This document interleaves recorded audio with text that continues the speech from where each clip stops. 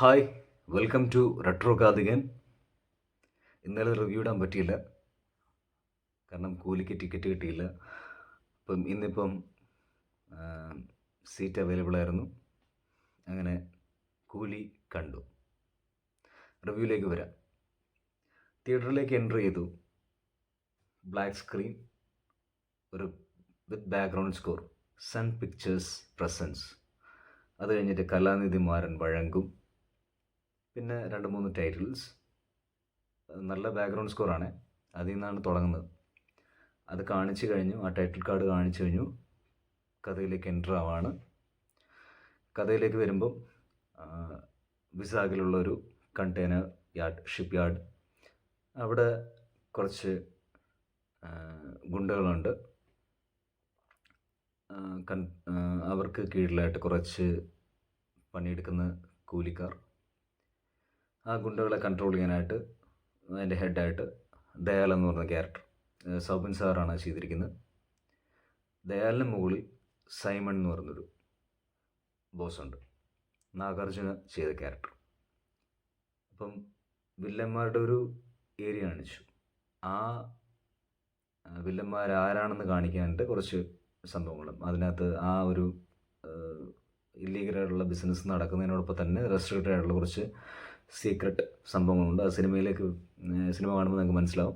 അങ്ങനെയുള്ള കുറച്ച് കാര്യങ്ങൾ ചെയ്യുന്ന ആൾക്കാരുടെ ഇടയിൽ ആരെങ്കിലും ഒരു ബ്ലാക്ക് ഷീപ്പായിട്ട് എന്തെങ്കിലുമൊക്കെ പോലീസുകാരോ അങ്ങനെയുള്ള ഒഫീഷ്യൽസോ വന്നു കഴിഞ്ഞാൽ അവർ നിർദാക്ഷിണ്യം ഇല്ലാതെ തീർത്ത് കളയും. അങ്ങനൊരു സംഭവമൊക്കെയാണ്. അങ്ങനൊരു രീതിയിലാണ് സിനിമയുടെ ആ ഒരു കഥ തുടങ്ങുന്നത്. അത് കഴിഞ്ഞാൽ അതിനകത്ത് കുറച്ച് സൈമണിൻ്റെ ക്യാരക്ടറിനോടൊപ്പം തന്നെ ഒരു ഇമോഷണൽ കണക്ഷൻ കിട്ടാൻ വേണ്ടി കുറച്ച് 2-3 എലമെൻറ്റ്സ് ഒക്കെ ഇട്ടിട്ടുണ്ട്. അത് മകൻ്റെ കഥാപാത്രവും പിന്നെ മകൻ്റെ ഒരു റിലേഷൻഷിപ്പും മറ്റു കാര്യങ്ങളും അങ്ങനെയുള്ള സംഭവങ്ങളൊക്കെയാണ്. അപ്പോൾ അത് കാണിച്ചു കഴിഞ്ഞു, ആ ഭീകരത കാണിച്ചു കഴിഞ്ഞു. ഒരു കൂട്ടം വില്ലന്മാരായി ഇനി ഇവരെ എതിർക്കാനായിട്ട് ഒരാൾ വരണം എന്നുള്ളതാണ്. പിന്നീട് ഈ സീക്വൻസ് കഴിഞ്ഞാൽ പിന്നെ നമ്മുടെ തലവരുടെ എൻട്രിയാണ്. അദ്ദേഹം എന്താണെന്ന് കാണിച്ചു തരുന്ന ഒരു സംഭവം, മാൻഷൻ. ദേവ എന്ന് പറഞ്ഞ കഥാപാത്രം നടത്തുന്ന ഒരു മാൻഷൻ, അവിടുത്തെ ഇൻമേറ്റ്സുമായിട്ടുള്ള അയാളുടെ ഇൻട്രാക്ഷൻസ്, പിന്നെ അയാളെ ഇൻട്രൊഡ്യൂസ് ചെയ്യുന്നൊരു കുറച്ച് ഷോർട്സും അറിയാമല്ലോ. പിന്നെ അവരുമായിട്ടുള്ള ഒരു പാട്ട്, അങ്ങനെയുള്ള സംഭവങ്ങളൊക്കെ. ഇത്ര സംഭവങ്ങൾ കാണിച്ചു കഴിയുമ്പോൾ തന്നെ, അതായത് വില്ലന്മാരുടെ ഭീകരതയും മറ്റു കാര്യങ്ങളും അപകടം നിറഞ്ഞ അന്തരീക്ഷം കാണിച്ചു കഴിഞ്ഞു. ഇവരിലേക്ക് എത്താൻ പോകുന്നത് നമ്മുടെ തലവരാണ്. ഏകദേശം ഇത്രയും സീക്വൻസ് കഴിയുമ്പോൾ തന്നെ ഏകദേശം 15 മിനിറ്റോളം കഴിയും. ഈ 15 മിനിറ്റിനുള്ളിൽ സിനിമയുണ്ട്. ഇത്രയും കണ്ടു കഴിഞ്ഞാൽ ഇനി നമ്മൾ കാണേണ്ട ക്യൂരിയോസിറ്റിയാണ്. ഇത്രയും വില്ലന്മാരെ എങ്ങനെയാണ് നമ്മുടെ തലവർ ഡീൽ ചെയ്യാൻ പോകുന്നത്. ആ കളികൾ മുറുകാൻ പോവാണെന്നുള്ളൊരു ഫീൽ ഉണ്ടാവുമല്ലോ. അതുണ്ടാക്കുന്ന രീതിയിലുള്ള അത്രയും ടൈം ലൈൻ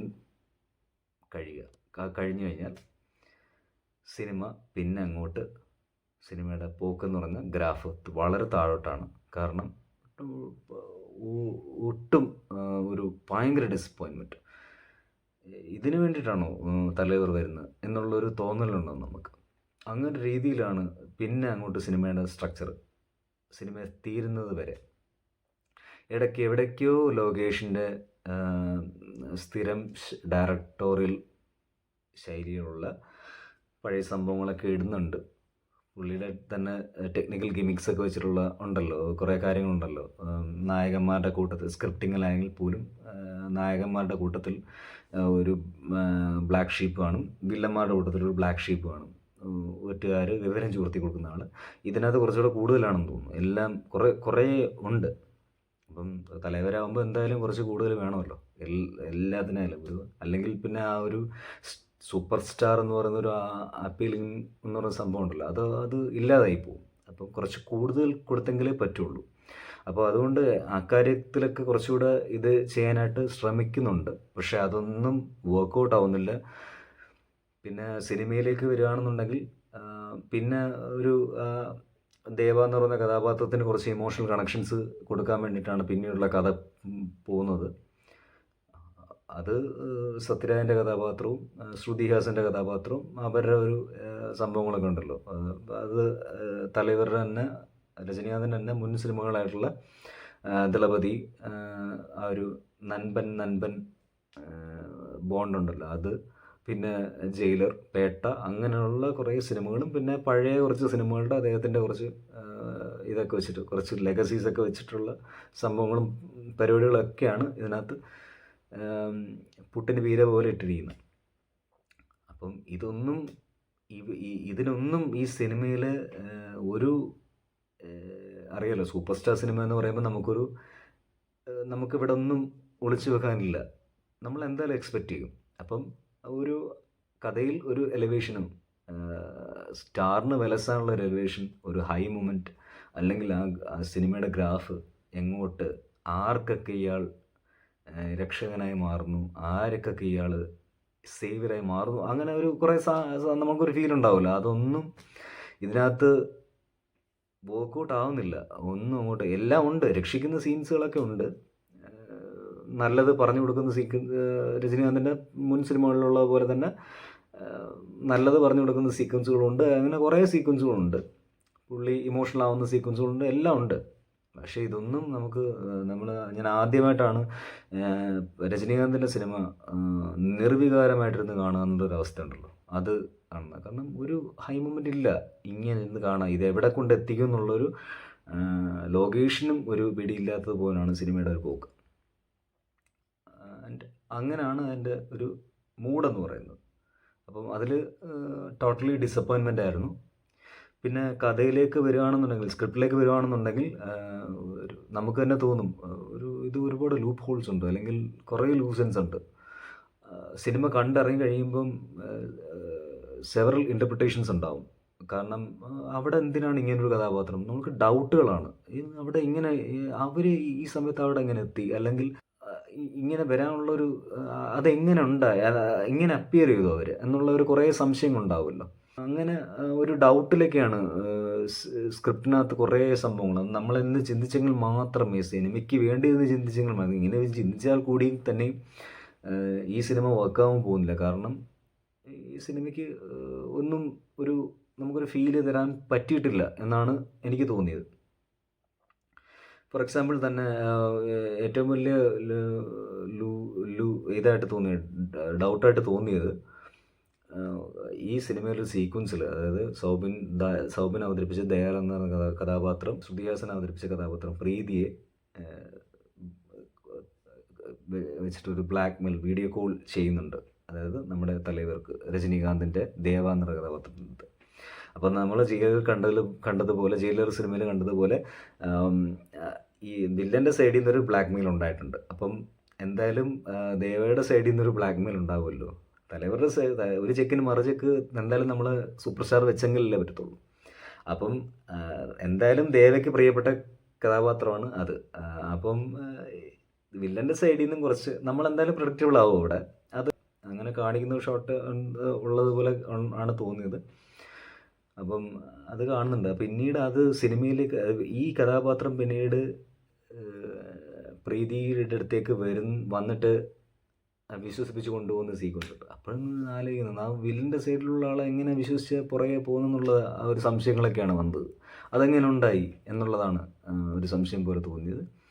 ആരെങ്കിലും ഉണ്ടെങ്കിൽ കമൻറ്റ് ചെയ്യുക. നാഗാർജുനയുടെ കഥാപാത്രവും ഒരു ഇമോഷണൽ അദ്ദേഹത്തിൻ്റെ ബാക്ക്ഗ്രൗണ്ടിലൊരു സ്റ്റോറി ഉണ്ട്. അത് രജനീകാന്തിനെ റിമെമ്പർ ചെയ്യുന്നൊരു സംഭവം, അത് ഒട്ടും ഉൾക്കൊള്ളാൻ പറ്റുന്നില്ല. കാരണം അയാൾക്ക് ഈ ജീവിതത്തിൽ ഇത്രയും വലിയൊരു പ്രശ്നം നടത്തിയിട്ടുള്ളൊരു വ്യക്തിയെ ഓർമ്മിക്കാൻ പറ്റുന്നില്ല എന്നുള്ളൊരു, എങ്കയോ പാത്രക്കെ എന്ന് മാത്രമേ പുള്ളി പറയുന്നുള്ളൂ. അതായത് നാഗാർജുനയുടെ കഥാപാത്രം എങ്കയോ പാത്രക്കെ. അയാളുടെ ജീവിതത്തിൽ വലിയൊരു സംഭവം നടത്തിയ കക്ഷിയാണ് ഈ ദേവ എന്ന് പറയുന്നത്. അപ്പോൾ ദേവയെ ഓർമ്മയില്ല. അപ്പം അത് ഭയങ്കര ഇതായിട്ട് തോന്നി. അമീർ ഖാൻ്റെ ക്യാമിയോ, അമീർ ഖാൻ്റെ ക്യാമിയോ വളരെ ചെറുപ്പത്തിൽ ഇദ്ദേഹത്തെ കണ്ടിട്ടുള്ളത് പോലെ ഒരു സംഭവമാണ്. അമീർ ഖാനെ ഓർമ്മിക്കാൻ പറ്റുന്നുണ്ട്. പക്ഷേ നാഗാർജുനയുടെ സൈമൺ ക്യാരക്ടറിനെ ഓർക്കാൻ പറ്റുന്നില്ല. അങ്ങനെയുള്ള കുറേ സംഭവങ്ങൾ. പിന്നെ സൗബിൻ്റെ ക്യാരക്ടർ ദയാൽ എന്ന് പറയുന്ന കഥാപാത്രം ഇങ്ങനെ ഉയർത്തെഴുന്നേറ്റ് വരുന്നതൊക്കെ ഉണ്ടല്ലോ, അതൊക്കെ ഒരു ഭയങ്കര ഇതായിട്ടാണ് തോന്നിയത്. ഇതൊക്കെ ടെക്നിക്കൽ ഗിമിക്സ് വെച്ചുള്ള കുറേ കാര്യങ്ങളായിട്ട് എന്തൊക്കെയോ കാണിച്ച് വെച്ചിരിക്കുകയാണ് സിനിമ. നമുക്കൊരു ഫീല് തോന്നില്ല, നമുക്ക് എന്തെങ്കിലും ഒരു ഹൈ തോന്നില്ല. അപ്പോൾ ഇതൊക്കെയാണ് സ്ക്രിപ്റ്റിങ്ങിനുള്ള ഒരു സംഭവമായിട്ട് എനിക്ക് തോന്നിയത്. എഡിറ്റിംഗ് ഫിലോമിൻ രാജ്, പിന്നെ ബാക്ക്ഗ്രൗണ്ട് സ്കോറും മ്യൂസിക്കൽ സ്കോറും ചെയ്തിരിക്കുന്നത് അനിരുദ്ധ്. ലോകേഷിൻ്റെ സ്ഥിരം ടെക്നിക്കൽ സൈഡ്, ഗിരീഷ് ഗംഗാധരൻ്റെ ക്യാമറ. ഈ 3 സൈഡും സേഫാക്കാൻ അവർ പരമാവധി ശ്രമിച്ചിട്ടുണ്ട്. പക്ഷേ എന്നിരുന്നാൽ പോലും സ്ക്രിപ്റ്റ് എന്ന് പറയുന്ന സംഭവം ഇല്ലയെന്നുണ്ടെങ്കിൽ ഇതിനകത്തൊരു ഇതില്ല, ഒരു ഫീലില്ല. അപ്പം അതങ്ങനെയാണ് തോന്നിയത്. പിന്നെ എഡിറ്ററുടെ ഒരു മിടുക്ക് കാണാൻ പറ്റിയെന്ന് പറഞ്ഞു കഴിഞ്ഞാൽ, മിടുക്കെന്ന് തന്നെ പറയാം. കാരണം നമ്മൾ കണ്ടുകൊണ്ടിരിക്കുമ്പോൾ തന്നെ പാരലി ഈ സിനിമയിലൊരു സീക്വൻസിൽ അറ്റ് എ ടൈം 3 ഈവൻറ്റുകൾ നടക്കുന്നുണ്ട്. ഈ 3 ഈവൻറ്റുകളും കണക്ട് ചെയ്യിപ്പിക്കാൻ വേണ്ടിയിട്ട് എഡിറ്റർ കഷ്ടപ്പെടുന്ന പോലെ ഫീൽ ചെയ്തിട്ടുണ്ടായിരുന്നു. അത് സിനിമ കാണുമ്പോൾ നിങ്ങൾക്ക് മനസ്സിലാവും. ഇൻ്റർവെൽ കഴിഞ്ഞിട്ടുള്ള സീക്വൻസുകളൊക്കെയാണ്. അത് ഉപേന്ദ്രയാൽ പോലും, പിന്നെ നമ്മുടെ പെർഫെക്ഷനിസ്റ്റ് അമീർ ഖാൻ ആയാൽ പോലും, ഇവരെയൊക്കെ കൊണ്ടുവന്നിട്ട് ഒന്നും വർക്കൗട്ട് ചെയ്യിപ്പിച്ചിട്ടില്ല. നമ്മൾ സ്ക്രീൻ സ്പേസിങ് അല്ലെങ്കിൽ ഒരു സ്ക്രീൻ സ്പേസ് ചെയ്ത ടൈം ലൈൻ അല്ല. ടൈം ലൈൻ ഇപ്പോൾ ഈ ഒരു 5 മിനിറ്റ് ആണെങ്കിൽ കൂടിയും ആ 5 മിനിറ്റിന് ഭയങ്കര ഒരു വാല്യൂ ഉണ്ടായിരിക്കണം എന്നുള്ളതാണ് തോന്നുന്നത്. പക്ഷെ അത് ഇതിനകത്ത് ഫീൽ ചെയ്തില്ല. അമീർ ഖാൻ്റെ കഥാപാത്രം സത്യം പറഞ്ഞാൽ എനിക്ക് ഫീൽ ചെയ്തത് മറ്റേ സിംഹാസനം സിനിമയിൽ ചന്ദ്രഗിരി മാധവേട്ടൻ്റെ മോനാ നീ എന്ന് ഒരു ഓർത്ത് പറയുന്നൊരു സംഭവം ഉണ്ടല്ലോ, അതുപോലെയാണ് ആ സീൻ. അതാണ് എനിക്ക് ഓർമ്മ വന്നത്. പിന്നെ രജനീകാന്തിൻ്റെ പെർഫോമൻസ് പറയുകയാണെന്നുണ്ടെങ്കിൽ പുള്ളി മാക്സിമം ശ്രമിക്കുന്നുണ്ട് സിനിമയൊന്ന് പവറാക്കാൻ വേണ്ടിയിട്ട്. അത് നമുക്ക് മനസ്സിലാവും. പക്ഷേ അതും എത്രത്തോളം ശ്രമിക്കാൻ പറ്റും. സ്ക്രിപ്റ്റ് എന്ന് പറയുന്ന സാധനം ഭയങ്കര ഒരു സ്ട്രോങ് ആയെങ്കിൽ മാത്രമല്ലേ അതൊരു നമുക്ക് ആ ദേവ എന്ന് പറയുന്ന ക്യാരക്ടറിനോട് കുറച്ച് ഒരു ഇതുണ്ടാവുമല്ലോ. അപ്പോൾ ഒരു ഇമോഷണൽ കണക്ഷൻ പരമാവധി അദ്ദേഹം ശ്രമിക്കുന്നുണ്ട്. ഫൈറ്റ് സീക്വൻസിലായാലും ശരി, ശ്രുതിഹാസൻ്റെ കഥാപാത്രമായിട്ടുള്ള ഒരു കുറച്ച് സംഭവങ്ങളും മറ്റു കാര്യങ്ങളും, സത്യരാജായിട്ടുള്ള ഒരു നൻപൻ ബോണ്ടും ഉണ്ടല്ലോ, അതൊക്കെ പരമാവധി അദ്ദേഹം പെർഫോമൻസിൽ കാഴ്ചവെച്ചിട്ടുണ്ട്. അത് നന്നായിട്ടുണ്ട്. ആൻഡ് ടോട്ടലി കോഹ്ലി ഒരു പവർ ഹൗസ് അല്ലായിരുന്നു, പവർലെസ് കോഹ്ലിയായിട്ടാണ് ഫീൽ ചെയ്തത്. ബൈ ടെട്രോകാരി.